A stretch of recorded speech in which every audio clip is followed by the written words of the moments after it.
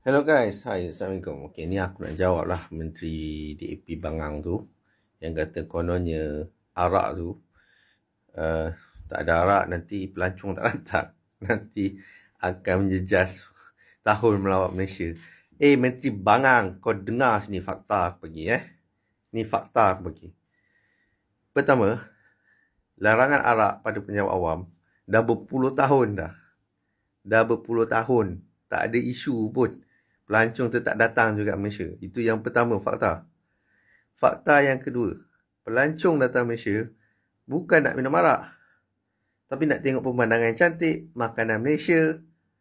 Arak kat Malaysia ni mahal gila berbanding negara dia orang. Sebab cukai dia tinggi.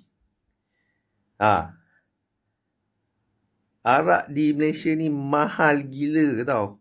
Buat apa dia datang Malaysia semata nak minum arak? Sebab arak sini mahal. Baik dia minum kat negara dia lagi murah. Bodoh. Kau ni bodoh lah. Macam mana boleh jadi menteri? Aduh. Bangang tau. Bangang dia arak ni dia nak kaitkan dengan orang nak datang melancong. Orang datang melancong kat Malaysia ni bukan nak minum arak. Arak ni mahal kat Malaysia ni. Baik dia pergi kat China ke, dekat negara dia ke, arak lagi murah, lagi senang dapat, lagi macam-macam jenis lagi ada. Siap dia boleh pergi ke ladang arak lagi tu. Buat apa dia datang Malaysia ni bukan nak minum arak, dia datang ni nak tengok keadaan, nak tengok apa tu pemandangan, nak pergi pulau, nak pergi rasa makanan Malaysia. Pelancong datang nak benda tu. Kalau setakat nak minum arak, kat tempat dia lagi banyak arak, lagi murah. Bodoh lah siapa yang pilih memimpin DAP Bangang macam ni kan. Aku tak tahu macam mana kau boleh jadi menteri kalau macam ni otak fikiran kau lah.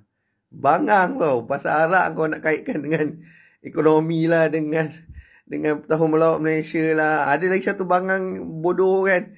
Dia kata kononnya minum arak ni konon melambang kemajuan. Kemajuan ke bapak kau? Zaman Fir'aun dah minum arak lah bodoh. Stupid lah. Arak ni bukan saja soal agama tau. Bukan saja agama Islam yang larang. Banyak agama lain yang larang. Juga soal kesihatan dan keselamatan. Sebab tu kebanyakan negara official acara rasmi, termasuk China, bawa acara rasmi tak boleh minum arak. Kau dah minum arak, kau dah mabuk. Senang-senang orang hijack kau punya acara. Apa saja lah. Ni soal keselamatan negara. Tahu? Soal acara rasmi kerajaan tak dibenarkan. Aduh, bodoh lah. Bodoh punya menteri lah. Aduh, hai.